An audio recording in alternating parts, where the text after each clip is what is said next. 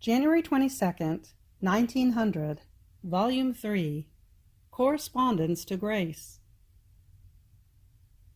After going through most bitter days of privation, my poor heart was struggling between the fear of having lost him and the hope that, who knows, I might see him again. Oh God, what a bloody war this poor heart of mine had to bear. The pain was so great that now it would become ice cold. Now it would be squeezed as though under a press, and would drip blood. While I was in this state, I felt my sweet Jesus near me. He removed a veil from me which prevented me from seeing him, so I finally was able to see him. Immediately I said to him, "Ah, Lord, you do not love me any more." And he, yes, what I recommend to you is correspondence to my grace. And in order to be faithful, you must be like the echo that resounds in an empty space. As soon as a voice is emitted, immediately, without the slightest hesitation, one can hear the echo booming after it. In the same way, as soon as you begin to receive my grace, without even waiting for me to finish giving it, begin immediately the echo of your correspondence. January 22nd, 1909, Volume 8, When God is Debtor of the Soul. I was thinking about the many privations of our Lord, and about the fact that once, years ago, after I had waited for our Lord for a few hours, when he came I lamented to him, for he had made me struggle so much for his coming, and blessed Jesus told me, "My daughter, when I surprise you, anticipating your yearnings for me, and I come without having you wait, then you are my debtor. But when I have you wait for some time, and then I come, I become your debtor." And do you think it is trivial that a God gives you the occasion to make him your debtor? And as I was saying to myself, at that time it was hours, but now it is days. Who knows how many debts he has made with me? I believe they are innumerable, because he has been having many of these whims. I believe that to have him as debtor, or to be his debtor, is the same for Jesus, because in one instant he can give so much to the soul as to equal and surpass the debts he has. And so, here is how the debts are cancelled. But while I was thinking of this, blessed Jesus told me in my interior, "My daughter, you are speaking nonsense. In addition to the spontaneous gifts that I give to souls, there are the gifts of bond. To the souls of the spontaneous gifts, I may give or may not. It is my choice, because no bond binds me. But with the souls of the gifts of bond, as in your case, I am bound and forced to give them what they want, and to grant them my gifts. Imagine a gentleman and two persons. One of these two persons keeps his money in the hands of the gentleman, while the other does not. That gentleman may give to both one and the other. But which one is more sure to obtain in a circumstance of need? The one who has money in the hands of the gentleman, or the one who does not? Certainly the one who has the money will have all the good dispositions, the courage, the confidence to go and ask for what is deposited in the hands of that gentleman. And if he sees him hesitant in giving, he will say to him, frankly, "You better give it to me, and quickly, because indeed I am not asking you for what is yours, but for what is mine." On the other hand, if the other one goes who has nothing deposited in the hands of that gentleman, he will go timidly, without confidence, and it will be up to the gentleman whether he wants to give him some help or not. This is the difference that passes between when I am the debtor and when I am not. If you could understand what immense goods are produced by having a credit with me. I add that while I was writing, I was thinking to myself about some more nonsense. When I am in heaven, my dear Jesus, you will feel irritated for having made so many debts with me, while if you come now, since I become the debtor, you who are so good, at the first encounter we will have, will cancel all my debts. But I, who am bad, will not let it go, and will demand payment for even a breath of waiting." But while I was thinking of this, he told me in my interior, "My daughter, I will not feel irritation, but contentment, because my debts are debts of love, and I desire to be the debtor more than to have you as my debtor. In fact, these debts that I make with you, while being debts for me, will be pledges and treasures which I will keep in my heart for eternity, and which will give you the right to be loved by me more than others.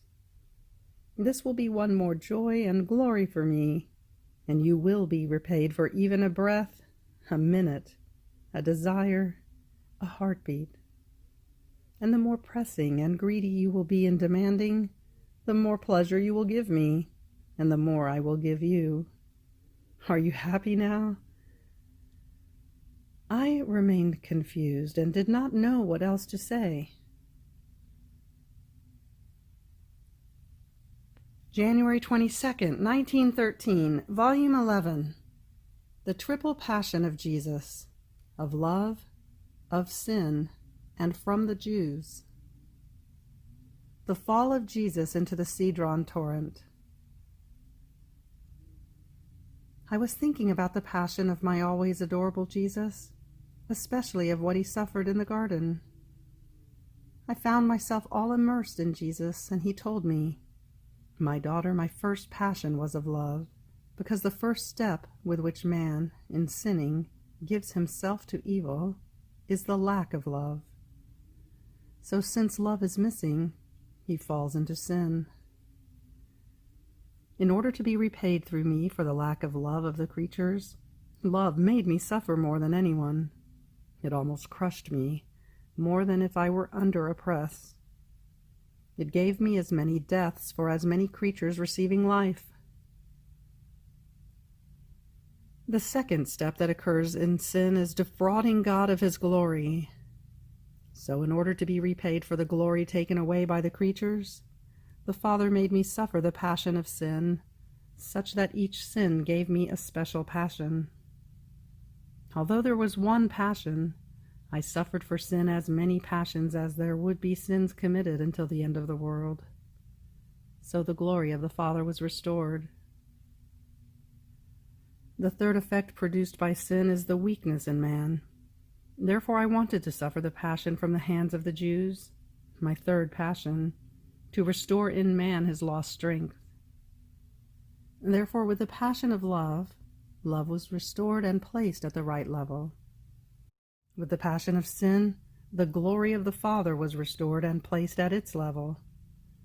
With the passion of the Jews, the strength of the creatures was placed at its level and restored. I suffered all this in the garden, and the pain was so much, so many the deaths, the atrocious spasms inflicted upon me, that I really would have died if the will of the Father for my death had arrived. Then I began to think of when my adorable Jesus was thrown into the torrent Cedron by the enemies. Blessed Jesus made himself be seen in a state that evoked pity, all wet by those filthy waters. He told me, "My daughter, in creating the soul I covered her with a mantle of light and beauty. Sin removes this mantle of light and beauty, placing a mantle of darkness and ugliness, rendering the soul disgusting and nauseating. In order to remove this mantle, so filthy, which sin puts on the soul, I allowed the Jews to throw me into this torrent, where I remained as if covered, inside and outside of myself, since these putrid waters entered even into my ears, into my nostrils, and into my mouth, to the extent that the Jews were disgusted in touching me. Ah, the love of creatures cost me so much that it rendered me nauseating even to myself." January 22nd, 1925, Volume 17. how the humanity of our Lord is the new sun of souls, which covers all the acts of creatures with its light. My life continues in the midst of bitternesses for the privation of my sweet Jesus. I do not know how I can live. I feel a nightmare that crushes me. My very nature, in seeing itself deprived of the one who alone used to sustain it, would want to dissolve. And so now I feel my bones being dislocated. Now the channels of my stomach close in such a way that it does not want to receive either water or food. Poor nature of mine, without Jesus, it wants to bend over and dissolve. But as it is about to dissolve, a powerful force and a strong hand squeezes me, recomposes my dislocated bones, opens my channels, and prevents my total destruction. Oh God, what pain! Have pity on my hard destiny. My God, let the one who gave me life come back to me, or let my poor nature pay you the tribute of death, so that my poor soul may rise up there, into the womb of my Jesus, where we will never again separate. Now, as I was in this state of decline, but who knows after how much hardship, my sweet Jesus made himself seen in my interior, seated in the middle of it, all taciturn, with a hand on his forehead, all pensive, isolated, with no one near him. And even though he was in my interior, there was so much space within me that I was far away from him, and he was far away from me. So I was alone, Jesus was alone. But at any cost I wanted to go near him, say a word to him, keep him company in his loneliness. Then I don't know how that space became smaller. It seemed to me that that space was the world, and Jesus was in the center of it. Jesus seemed to be concerned about the destiny of the world, which runs hastily toward its ruin. Even more, Jesus took a point of that space and placed it upon me. I felt crushed under that weight, but I was happy that my Jesus, my life, was close to me. So in seeing him near me, I wanted to cry so as to move him to pity for my tormenting state. I wanted to tell him who knows how many things. But no, I just said to him, Jesus, do not leave me any more. Don't you see that without you I cannot last in this exile? And he, all goodness, I do not leave you. No, no, this is a bad reputation you want to give to your Jesus. I never leave anyone. The creatures withdraw from me, not I from them. Rather, I go after them. So do not want to make me this affront, that I may leave you, ever again.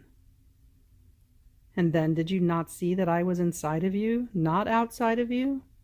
And not only myself, but the whole world? Then in looking at Jesus, I could see his intelligence as more than a sun, and all the thoughts of Jesus like many rays which came out from that sun, and extending, they went through all the thoughts of the creatures, past, present, and future. These rays were moving in order to grab all created intelligences, as though in their power, and to substitute for them as perennial glory to the Father, complete reparation for everything, and impetration of all goods for all created intelligences. Then drawing me to himself, Jesus said to me, My daughter, this sun you see within the intelligence of my humanity was formed by my divinity, which endowed me with creative power and all-seeingness of all things, in such a way that I became the new sun of souls. And just as the sun which I created for the good of nature covers all the earth with its light, without denying to anyone the effects of its light, even though it does not move from the heavens, but unleashes from its center the rays which bring upon earth the goods that the sun contains? In the same way, without departing from me, with its inaccessible light, my divinity formed in me spokes of light. And these rays went through everyone and everything.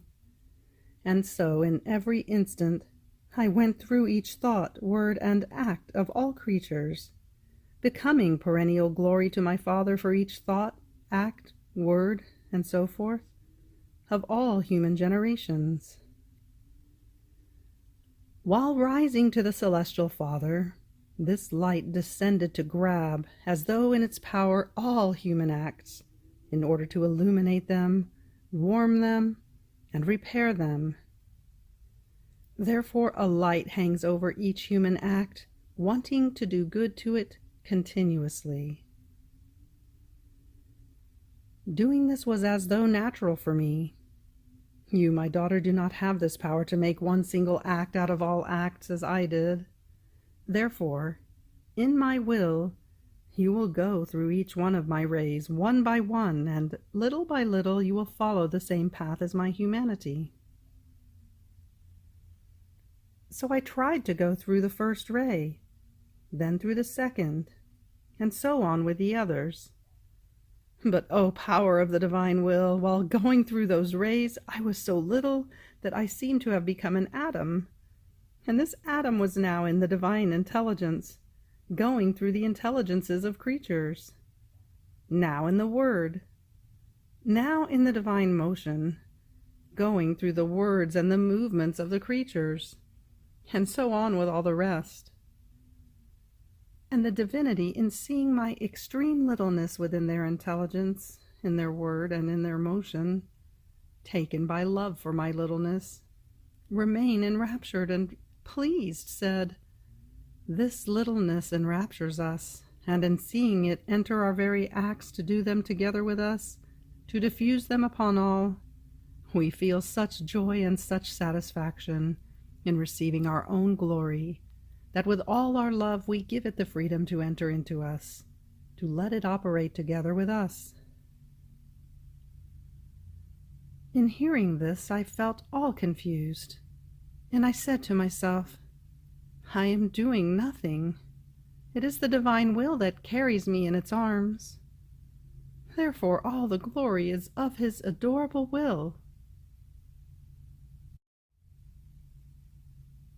January 22nd, 1928, Volume 23. Insistences in asking for the kingdom of the divine Fiat, the sign that it wants to reign, the martyrdom of the privation of Jesus, the human will, profaner of the creature. I was doing my round in the divine Fiat, and I wanted to overwhelm everything, heaven and earth, so that all might have one single will, one single voice, one single heartbeat. I wanted to animate everyone with my voice, so that all might say together with me, "We want the kingdom of your will."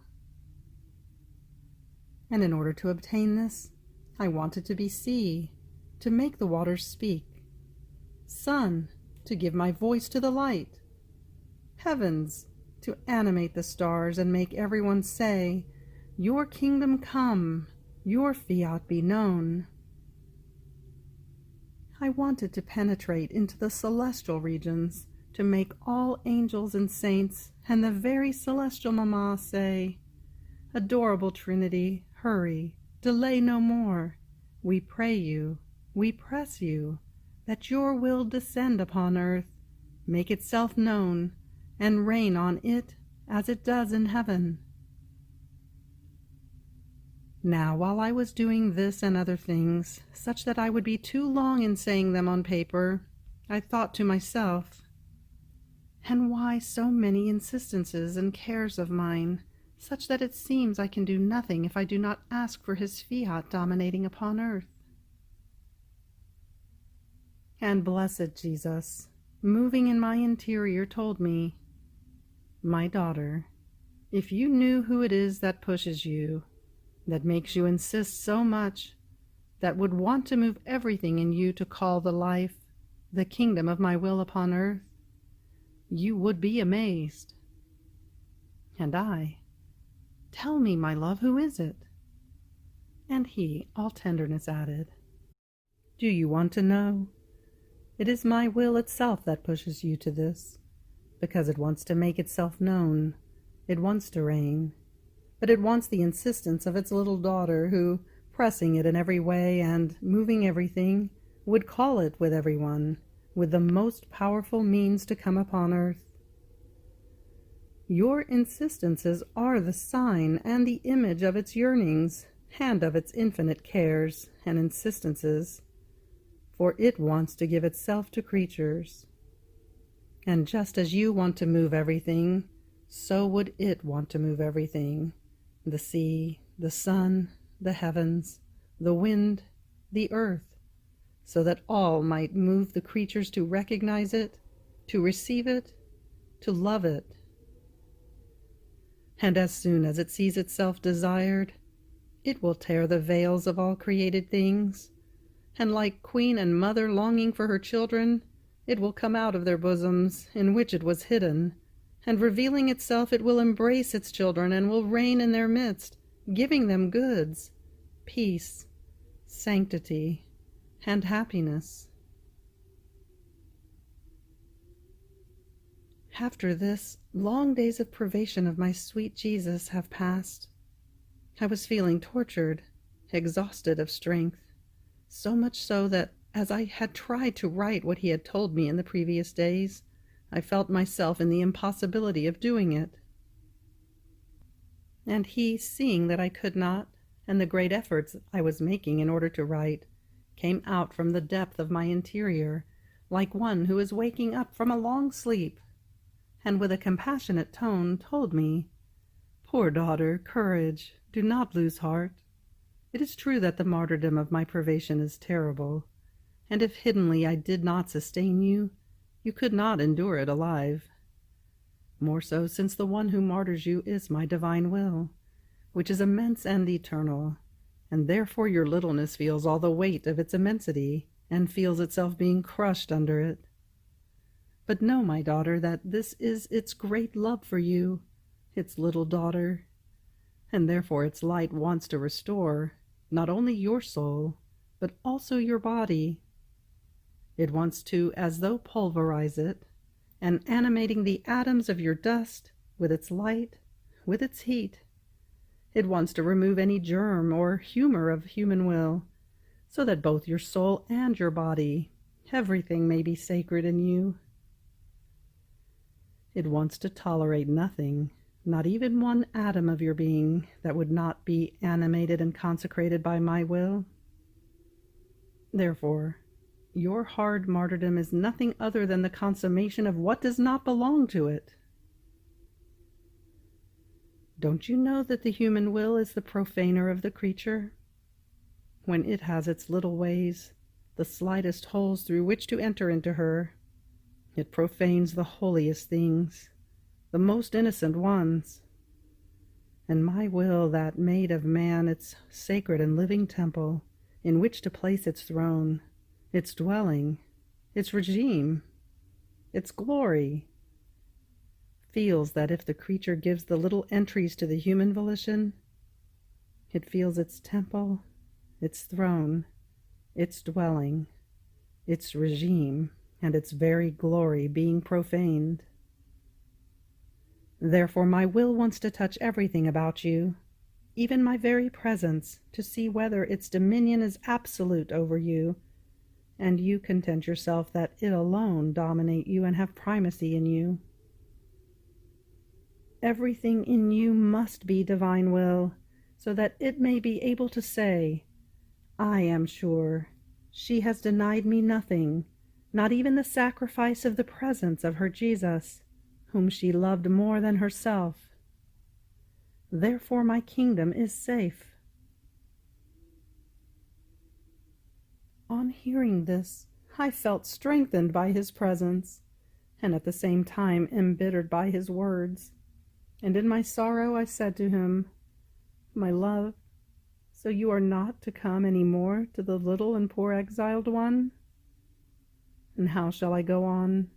How shall I be able to live without you? And Jesus, no, no, and besides, where should I come from if I am inside of you? Remain in peace, and when you least expect it, I will reveal myself, because I do not depart from you, but I remain with you. January 22nd, 1933, Volume 31.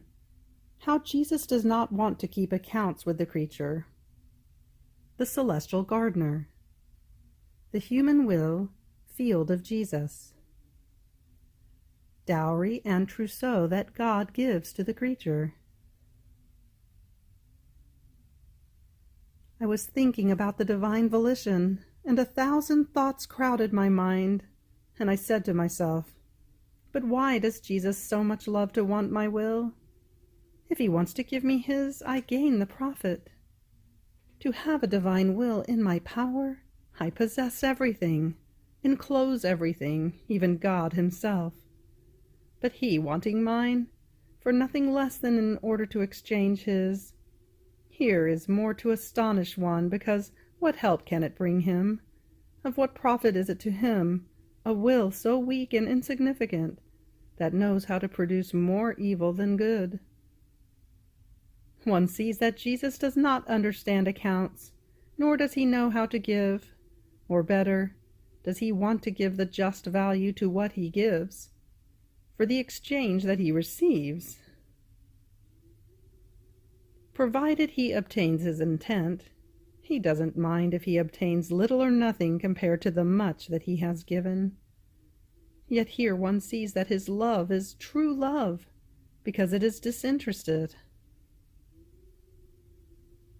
But while my mind blundered, my sweetest Jesus made himself seen, that he was all attentive and listening to my blunders, and all delighted he said to me, "My blessed daughter, if I wanted to keep accounts with the creature, I would never have given her anything, because first, what she can give to me, everything has been given by me.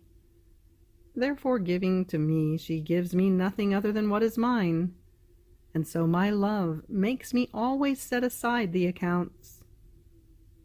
To keep accounts with the creature would hinder my love, and make it lose the freedom of letting it give what it wants to give to the creature, and that would be awkward. Beyond this, to give you my divine will, it is necessary that you give yours, because two wills cannot reign inside of one heart. They would war with each other, and yours would be an obstacle to mine, and therefore it would not be free to do what it wants. And I, in order to make mine free, with so many instances I ask you for yours. But this is not yet everything. You must know that your will, being in you, is weak, insignificant. But as it arrives in my creative hands, it is transformed. It changes aspect, and I make it powerful, vivified, and I enclose in it the productive value of good, and I use it in order not to remain in idleness. And becoming celestial gardener, I work in this field of your will, and I make of it a beautiful flowery meadow and a garden of my delights. So what in your hands is insignificant, and perhaps even harmful, in mine changes nature and serves me to entertain myself and to have a little bit of earth at my disposal in order to form the most beautiful flowerings. And then in order to be able to give, I want the little, the insignificant, almost as pretense, in order to be able to give the great, and so say, she has given to me and I have given to her. It is true that she has given me the little, but that is what she had, and stripping herself even of the little for me is the greatest gift, and I entrust her to the exuberance of my love, so that I can make up for what the creature lacks.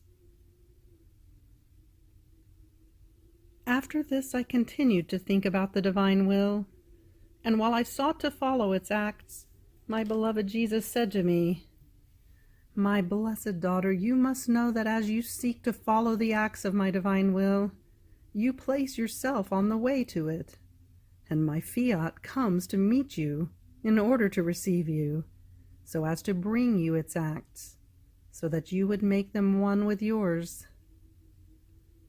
And I receive the sweet surprises of your attentions, the enchantment of your love, and I never lose sight of you, and I assist at scenes so moving of your nothingness in the all, of your little being in the great, of the finite in the infinite.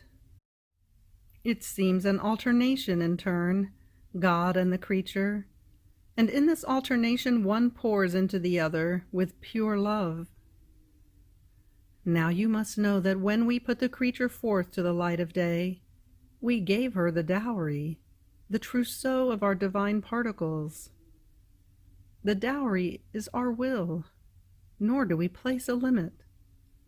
On the contrary, we gave her the freedom to increase her dowry. Now the acts that one does in our will are new properties that she acquires, besides those that her Creator has given her.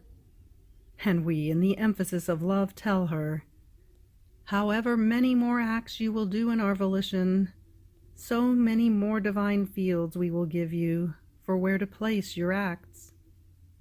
So you will work in our celestial field, and we will give you however many more fields you want, enough that you would not keep them empty, but be attentive to putting them in traffic.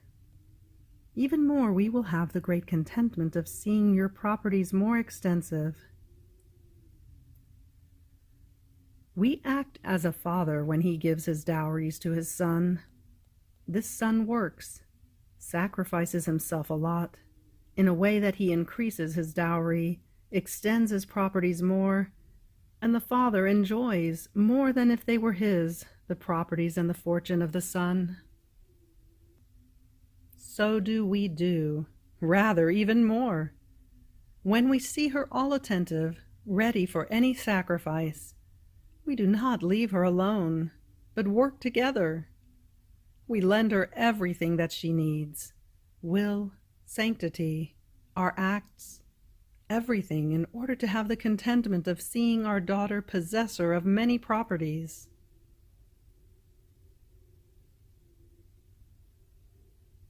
January 22nd, 1936, Volume 34. One who lives in the divine will forms the theater for the works of her Creator, and he repeats in her the moving scenes of the redemption.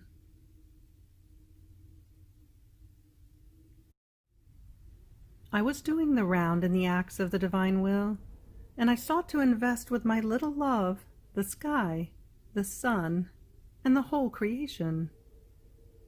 And the divine fiat, in order to reciprocate me, formed the place in my will so as to enclose there the sky and all creation. Then I went around in the acts of the redemption, and sweet Jesus enclosed his acts in me, and he repeated the most moving scenes in order to reciprocate my little love.